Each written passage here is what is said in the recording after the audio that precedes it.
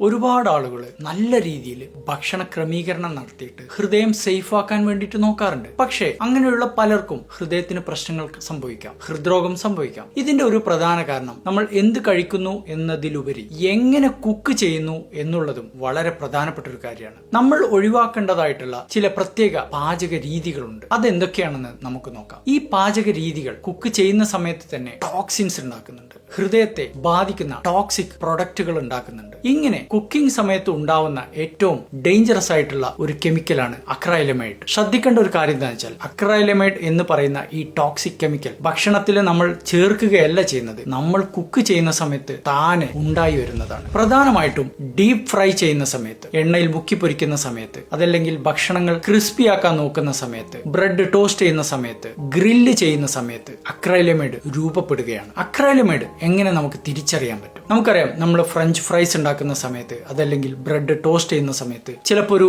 Dark brown colour കുക്കിങ്ങിന്റെ സമയത്ത് രൂപപ്പെടുന്നുണ്ട്, അതല്ലെങ്കിൽ bread toast ചെയ്യുന്ന സമയത്ത് ഉണ്ടാവുന്നുണ്ട്. ഇതാണ് അക്രൈലമൈഡ്. ഫുഡ് എത്രത്തോളം ഡാർക്ക് ആവുന്നോ, എത്രത്തോളം ക്രിസ്പി ആവുന്നോ, അത്രയും ഇതിന്റെ അളവ് കൂടുകയാണ്. അക്രൈലമൈഡ് ഹൃദയത്തെയും രക്തധമനികളെയും 4 രീതിയിൽ ബാധിക്കാം. ഒന്നാമതായിട്ട് രക്തധമനികളിൽ വിട്ടുമാറാത്ത ഇൻഫ്ലമേഷൻ, നീർക്കെട്ടുണ്ടാക്കുന്നുണ്ട്. രണ്ടാമത്തത് ഓക്സിഡേറ്റീവ് സ്ട്രെസ് കൂട്ടിയിട്ട് രക്തധമനികളെ കേടുവരുത്തുന്നുണ്ട്. മൂന്നാമതായിട്ട് രക്തധമനികൾക്കകത്ത് നീർത്ത പാളി കേടുവരുത്തി എൻഡോത്തീലിയൽ ഡിസ്ഫങ്ഷൻ ഉണ്ടാക്കുന്നുണ്ട്. രക്തധമനികളിൽ പ്ലാക്കുകൾ ഉണ്ടാക്കുന്നുണ്ട്, ബ്ലോക്കുകൾ ഉണ്ടാക്കുന്നുണ്ട്. ഇനി കൂടിയ അളവിൽ അക്രൈലമൈഡ് ഉണ്ടാവാൻ സാധ്യതയുള്ള ഭക്ഷണ പദാർത്ഥങ്ങൾ ഏതൊക്കെയെന്ന് നോക്കാം. ക്രിസ്പി ആയിട്ടുള്ള French fries, potato chips, toast ചെയ്ത ബ്രെഡ്, കുക്കി, ബിസ്ക്കറ്റ് തുടങ്ങിയവ, ബ്രേക്ക്ഫാസ്റ്റിന് ഉപയോഗിക്കുന്ന ധാന്യങ്ങൾ, സമൂസ പൊരിച്ചത്, കട്ട്ലറ്റ് ഉണ്ടാക്കിയത്, എണ്ണയിൽ മുക്കി പൊരിക്കുന്ന പല സ്നാക്സുകളിലും, ഉള്ളിവട പോലുള്ള ഐറ്റംസിലും. ഇനി എണ്ണയിൽ പൊരിക്കാതെ തന്നെ വളരെ കൂടിയ ടെമ്പറേച്ചറിൽ എയർ ഫ്രൈ ചെയ്താൽ പോലും ഇത് രൂപപ്പെടാനുള്ള സാധ്യതയുണ്ട്. ആർക്കൊക്കെയാണ് ഇതിന്റെ ഡാമേജ് ഏറ്റവും കൂടുതൽ സംഭവിക്കുക? തീർച്ചയായിട്ടും പ്രമേഹമുള്ളവർക്കും, പ്രഷർ ഉള്ളവർക്കും, പ്രായം ചെന്നവർക്കും, കൊളസ്ട്രോൾ ഉള്ളവർക്കും ഇതിന്റെ ഡാമേജ് ഇരട്ടിയിലധികം സംഭവിക്കാം. ഒരു ആക്സിലറേറ്റർ ചവിട്ടിയ പോലെ ഇവരുടെ രക്തധമനികളുടെ കേടുപാടുകൾ കൂടിക്കൊണ്ടേയിരിക്കും. ഇനി ഇതിന് പകരം നമുക്ക് എന്ത് ചെയ്യാം? നമുക്ക്